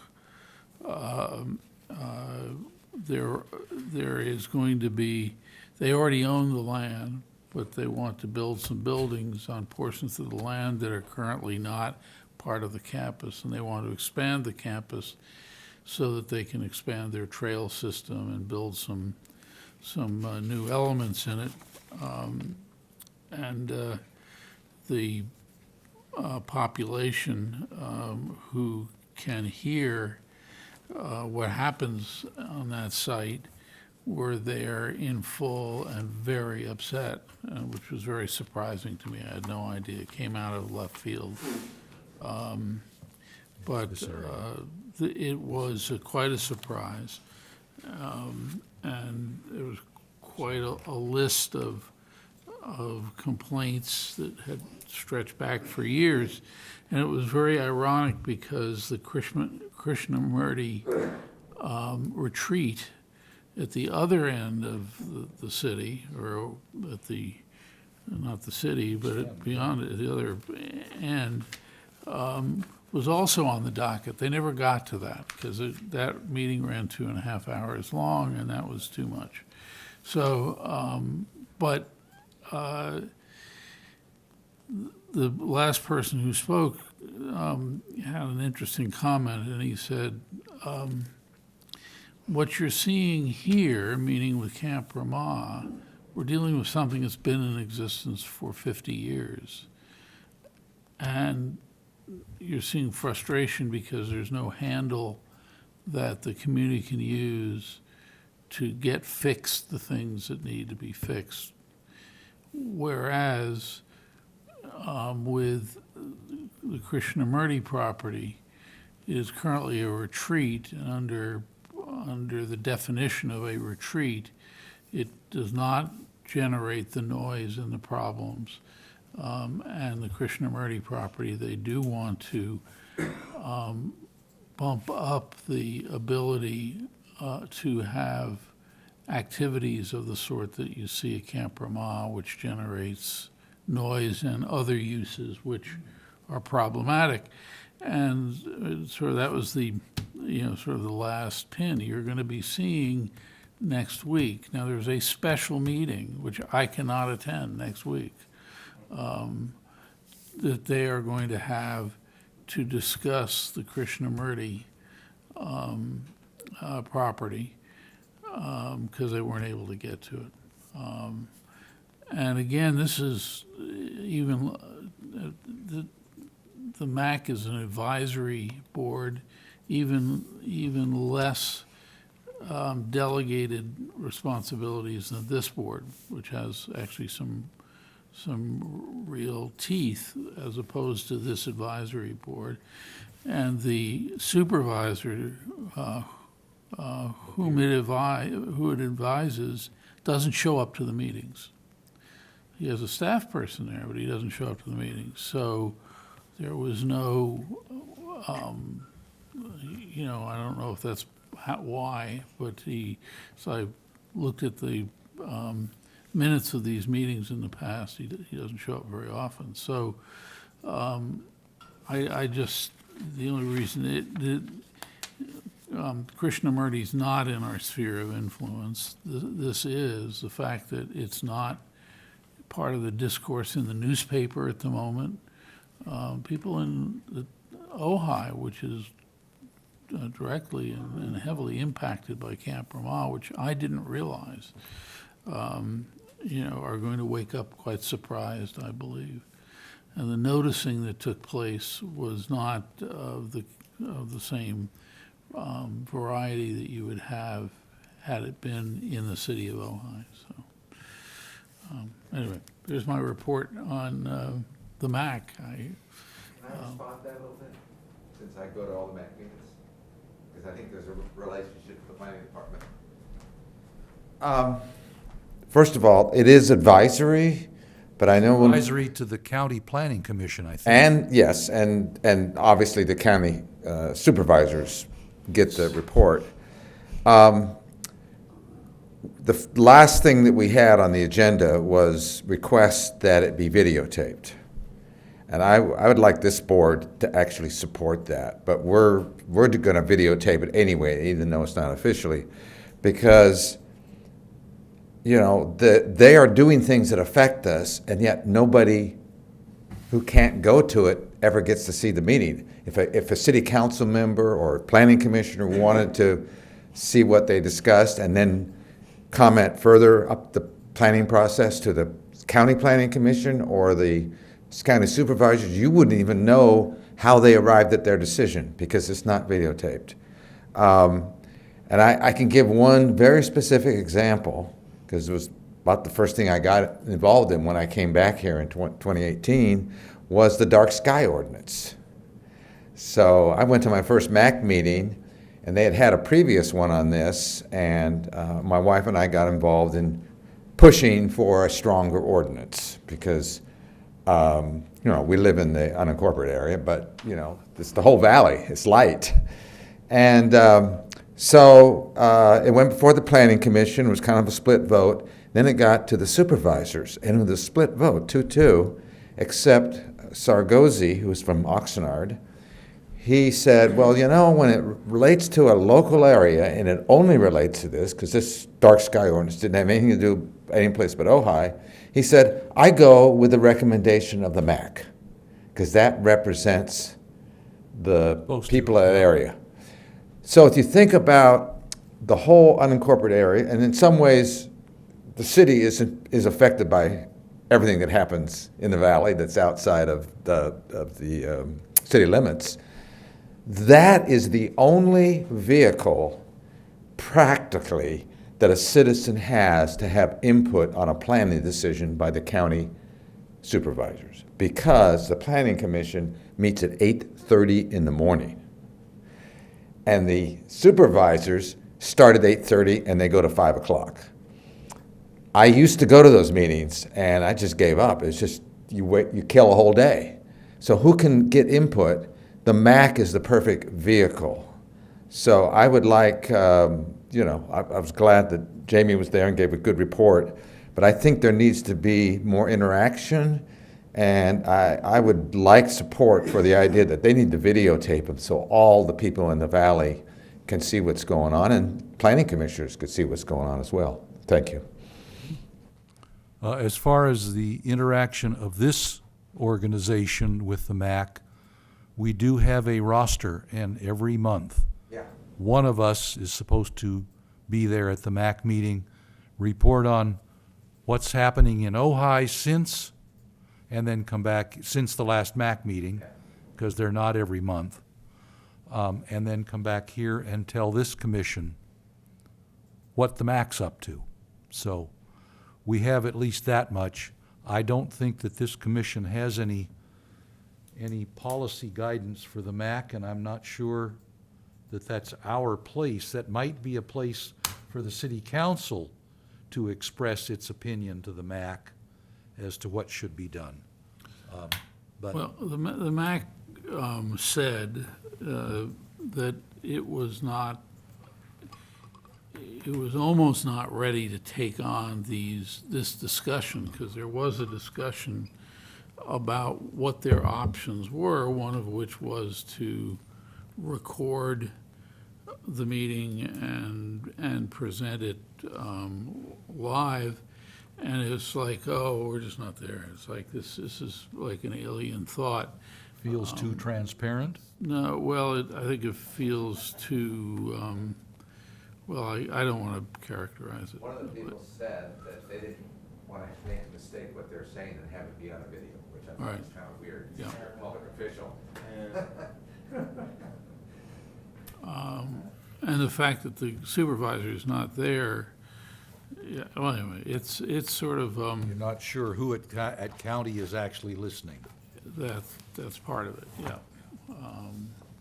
Jamie, do they say anything about preparation of an environmental impact report for the Camp Lamar project? No, Actually, they did. They referred to the fact that that would come up later in the process by the planning. okay. When there's actually a proposal in front of the planning commission. Yes, that the environmental review would come at that level, not at this level. I think the planner said that, as I recall. Okay. Well, the city might, I mean, yeah, Chair Quillisi, it is a council kind of thing, but seems like the city could write a letter or indicate its interest in the county requiring an EIR for that project. I mean, that sounds so substantial with a number of potential impacts, transportation, noise, visual, aesthetics, that certainly sounds like there's potential for grounds to warrant the preparation of an EIR. Can you take that back to the council and say, we think they ought to at least be aware of this? Well, first of all, this isn't necessarily an item that's on the agenda. I think we're just having a discussion. Yes, we are. Two, can I bring that forward for a discussion piece to the city manager? I think it probably would make more sense if this body was to consider that, but it's not an item on the agenda for us to discuss further. I would prefer, and I'll go to council, to legal counsel as well to make sure that I'm phrasing this correctly, but we could always put this on the agenda, have that discussion, and then have the commission make a recommendation to council regarding that. But in terms of me at the body and the representation that I have, I would prefer from a movement standpoint that it come from this body. Okay, well, I think we've already seen that having a meeting 2 weeks hence is not gonna work. At this So point, we need to look into when it would be possible to agendize such an item for discussion. and that would be fairly simple, because it would be literally a discussion as to whether or not the merits are there for that recommendation to council. And we would all need to get some context for what's going on at the MAC. I'm sure, I don't know, they must have packets just like we do, They do. but And not only that, but I want to make sure, has every commissioner attended a MAC at this point? I have Raise your several. hand if you have. Yeah. Because I we've have been several. we've been going on a rotational basis, right? It's good that you would to understand the context. I think it's good to be physically there. Or at one point, I thought it was There virtual, have been some which is wild odd. and woolly meetings at the Odd to MAC, me. you I don't want to get into too much of this, but why they can't record it is beyond me. To be quite honest. Well, they discussed recording it audio only. They discussed should they have permanent cameras in the meeting room. I guess the meeting room is used for a variety of things, and they didn't think equipment would be safe to leave in the room. The planning staff had sort of tried to push them towards meeting at the county office building where the equipment existed. Yeah. Of course, it's quite far Yeah, I'm away not- from the community, but I'm not privy to the detailed information of that. anyway, it was all that kind of stuff. If we agendize this, then we're gonna need some background. Yeah, I must say, I found myself not knowing how to get a hold of any of this stuff, because the fact that it was not recorded, it was not being recorded, was a surprise. My first time that I attended telephonically, and I didn't realize and I was also traveling on that day, and was doing it with a cell phone, and I had no idea I don't know how they wired it up, but I thought it was being done video in the way in which we do here, but anyway, it was They did have an audio recording yeah. this time, but they didn't say they were gonna keep doing that, and it was kind of weird. They said basically, well, what are we gonna do with this? And, I said, it's a public record. You've gotta let people know that it's actually been an audio recording of this thing. Right. Was there something that you had to say about Camp Ramah or the MAC? About this subject, especially Commissioner Bennett's comment about sphere of influence. I don't know, does the city have a protocol for the issue of sphere of influence? Did the county planning department let the city know that the Camp Rama project is being reviewed? I doubt that. So it seems to me that there ought to be, I just quickly looked it up, a legal responsibility on the part of the county government to tell the city that this is happening within your sphere of influence, and the city has a protocol to deal with it. Okay, that's one thing, and I'm really impressed that Mr. Bennett brought that up. It looks like it's like sphere of influence is just like a soft sponge. Okay, the next thing is, I knew that property in 1968 when it was an orchid farm. And I have read, because of that, I read all 585 pages of that document. So that's pretty detailed. And I know there are noise problems like we have noise problems. And one of the things they're doing there is they're establishing a monitoring program for noise, sound, when the noise is being generated. So they record it during the entire time that it's on rather than sampling it. Thank you. Shades of Rancho Inn. Well, I hate to drag this on any longer. I did ask the question of the planning person who was there, the staffer who was there from the planning department. What does this term sphere of influence mean? Well, she said in this instance nothing, but she then said, well, we informed you when this process started, and the process started in 2019. And I have no idea what that means as we informed you, but she had an instinctive, well, we did what we're supposed to do, and that we have no obligation beyond that. Process. I don't want to dive into this too much because I think we're getting off task here because it's more of an informational piece and not a debate Yeah. per se. But just for the record, has the city been informed of this project in terms of noticing? Yes. In terms of MAC, yes, we were made aware of that meeting. Okay. So I don't want to go into any more detail or providing opinions or perspective at this point. I will also say that the sphere of influence does have teeth, but those teeth are very soft. I could tell. The fact that it's not impactful is an incorrect statement.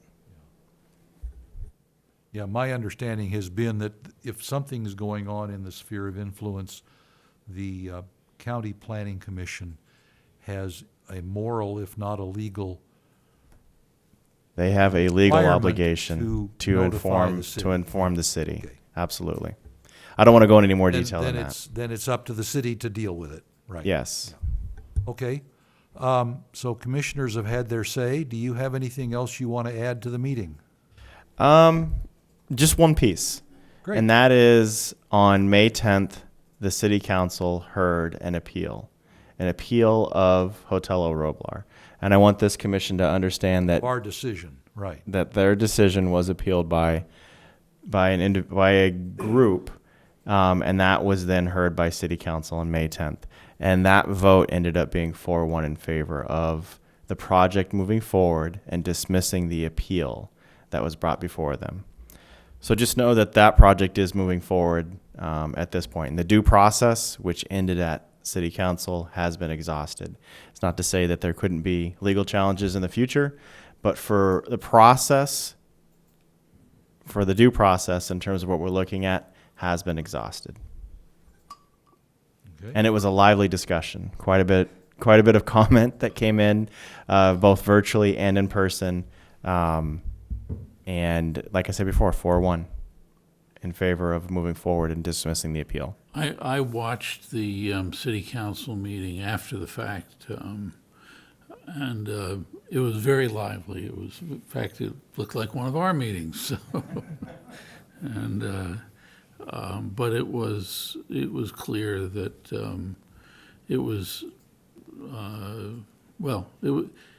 clear that the majority of the people who came to speak, except for the group who were actually Doing the appeal. doing the appeal, were in favor of the hotel. By far and away, I don't know if there were any. Maybe there's one person besides the promoters of the appeal who spoke against the El Roblar. Okay. There being no obvious additional items relevant to the agenda or to the commission at this point, I see it is 8:04, and I declare us adjourned. Thank you all.